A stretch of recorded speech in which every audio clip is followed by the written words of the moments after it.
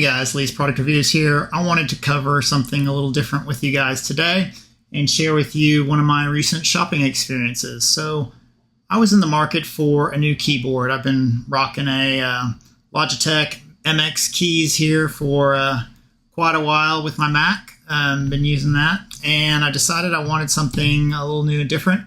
I wanted to actually get something ergonomic because I've used those in the past and enjoyed it, and I've been starting to have some wrist pain. I do a lot of work on the computers all day, so I wanted something ergonomic, and I wanted to get back into the mechanical keyboard game. It's a fun area to be in, lots of customizations and unique things that you can bring out within a mechanical keyboard. So I started to research. I wanted something that was configured for a Mac. I wanted something that had a split ergonomic key layout. I wanted something that lit up, and I wanted something that had hot swappable switches so that I could customize it and kind of try some different things out, find exactly what I wanted.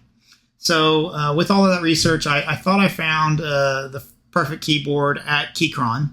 And I was particularly looking at their Q13 and Q14 models. Those are ergonomic keyboards, kind of their top of the line. The only difference being one has the number pad on the right and the other has the number pad on the left.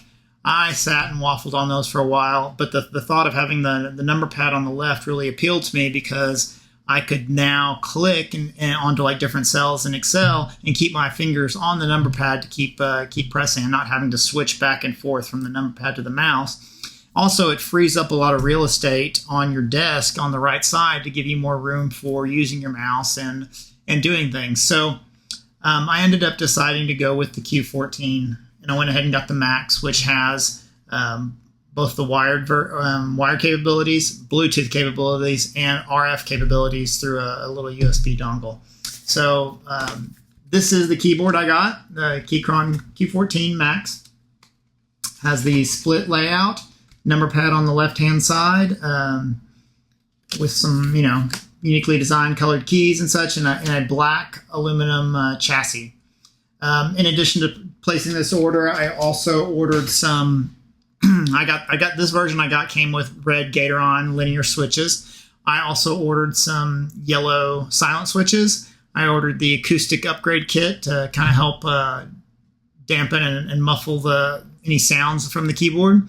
A new knob. And a wrist rest. So all in all, it was almost a $300 purchase for a new keyboard, which I know can be expensive, but I wanted something very specific, and I thought I was getting a quality product. In regards to the switches, this red one is the linear red that came with it. Just here, flicking it with my finger, it does have some sound. With the keys on and actually using on the keyboard, it was fairly noisy. I'm on conference calls a lot. I am often taking notes, so I wanted something a little more quiet with my keyboard. I ended up getting these yellow Keychron switches. They didn't have a name brand, just the Keychron brand. And you can hear here they're much more silent, a little more thuddy. But that's what I actually went with. So just showing you here the keyboard. This is the keyboard I picked up. And just out of the box, trying it out and using it, felt pretty good. I liked it. The layout and everything was nice. Like I said, it was a little noisy. And so one of the first things I set out to do was I added the acoustic upgrade kit, which is several layers of foam that goes inside the keyboard in different areas. No problems there. These things are made to be taken apart, customized, adjusted. And so they give you everything you need to open it up, to get inside, to the instructions on their website. So the acoustic upgrade kit went in nicely, put it all back together, listened to it. It was better, still a little clicky for me. So the next thing I set out to do was to hot swap out the switches, going from those Keychron red linear switches to the Keychron yellow silent tactile switches. And that's what I have in here now. So you can hear they're pretty silent. Not much is heard there when using it on a phone. They have a little bit of a deeper, thuddier sound to them. Now the space bars, they're still a little hollow sounding. I know there are some tricks you can do to add like some blue sticky goo underneath there to kind of add a little weight, make them a little more solid. That's a little bit disappointing in that the way they sound, but that is a pretty easy fix. So I got the silent switches in and put it all back together and went to go test all the keys and make sure everything was working correctly. And I noticed I started having some problems. Keys were not registering very well. One key in particular wasn't working at all. And I flipped it over and took a look. I opened it up and flipped it over, took a look, and noticed that the solder joints on some of them were weak. And in particular, one, had actually pushed up off the pad. Disappointed by that. I contacted support and I'm still waiting for a response for them. So they haven't been very helpful. So I started to do some research online just to see if this was a problem that others had experienced or if anybody else was having any issues. And I found tons of threads on Reddit about people having issues with Keychron's hot swappable receptacles. The solder joints are weak. They seem to break easily, and Keychron support doesn't seem to be very quick or helpful in regards to that issue. They haven't really acknowledged that there is a problem there, and they seem to be very hesitant or resistant to providing like replacement boards and such when those issues occur. So on mine, if it was just a solder joint, it wouldn't have been such a big deal. You could just heat up the solder again and wet it, get it hot and wet it, the pad again, and it would all reestablish the joint and be good. In my case, it actually pushed the pad up off the board, which becomes a little bit of a greater issue. Once the pad comes off the board, there's nothing really to solder to, and you have to actually look for the wire or leads in the board or where it connects to connect back at that point. The way keyboards work is a series of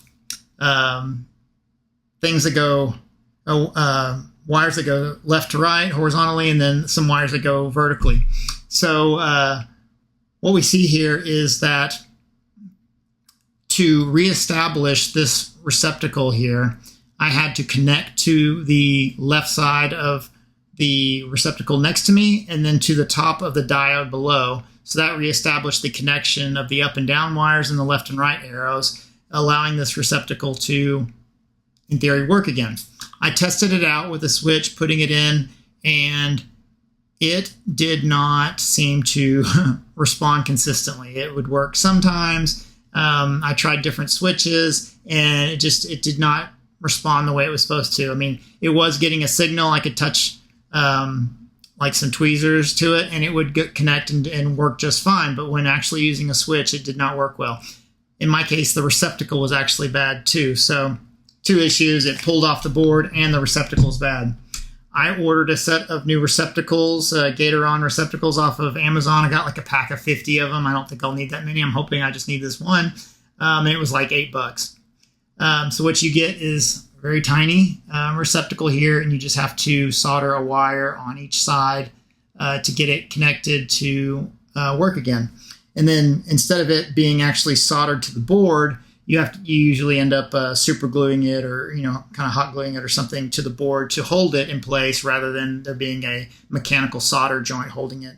And the wires connect to where they need to get it to work. So that's my plan here, is to replace that receptacle using the wire at test points I spotted. Now I used a longer wire here just so I could test easily and make sure that I had the right points and it worked. I had confirmed it worked, but like I said, the receptacle was bad as well, so I had to replace it. When I actually put in the new receptacle, I will use very short wires here so that it's very tight and clean, and then it'll go back together really clean and easily. So just to give you a shot of the board here and what we're looking at, this is the receptacle. You can see here where it was. I cleaned off the pads and everything, but they're actually pulled up off the board a little bit, so not really working anymore. The receptacle will go back in that spot, but as I mentioned, I'll have to glue it or something. So to get this working again, I had to connect to the receptacle to immediately next to it, and then the diode immediately below it, and that reestablish the wire connections to allow the switch to work and it to be picked up again and work properly. So, as I mentioned, after spending $300 or so on a whole keyboard kit, it's a little disappointing to see the quality of these. I mean, these are user hot swappable. I've used lots of keyboards in the past. They should be able to do that very easily without having solder joints and receptacles break on the first time that you're doing that. These tend to go in very easily. You just line it up straight up and down your switches and then push them straight in and they pop right into place. Like I said, a little disappointing in that. Hopefully once I get that fixed, I can put it all back together and start using it. Like I said, I do like the keyboard. I think it's nice. It met the criteria I was looking for. Just rather disappointed in the quality and the level of support Keychron offers with these. I did read that from a lot. I ordered this directly from Keychron, and I read a lot of people recommended to actually get them from a reseller like Amazon or some other store, so that if you do have issues like I just experienced, you don't have to deal with Keychron. You just go back to the retailer and return or exchange the product for a new one. So if you run into a bad one like I have here, you don't have to deal with shipping it back to China or dealing with slow support from Keychron. So so that's all I'll say about that. But all in all, the keyboard, keys, everything feels real nice. These are PBT keys. It comes in an aluminum chassis. I got the black aluminum. It's nice and heavy, solid feeling. That's the keyboard side. This is the actual bottom piece, and you can see I've got the foam here from the acoustic upgrade kit. This is where the battery is stored, and this is like just a solid chunk of aluminum. This sucker is heavy. This is what gives the keyboard a lot of heft and weight, but it makes it feel good. It's solid. It absorbs the sound once you get it all set up. So I think it'll be pretty nice once I get it all done. But anyway, I just wanted to give you guys a little bit of a taste of what Keychron's flagship keyboard looks like, how it works, and the kind of quality and support you can expect when getting something like this. As I mentioned, I was a little disappointed, but I have taken measures into my own hands. I'm going to fix it up, make it work, and we'll give it a go. So I appreciate you sitting here with me through this and taking a look at the Keychron Q14 Max keyboard, what it looks and what you might expect if you were to get one. Thanks, guys.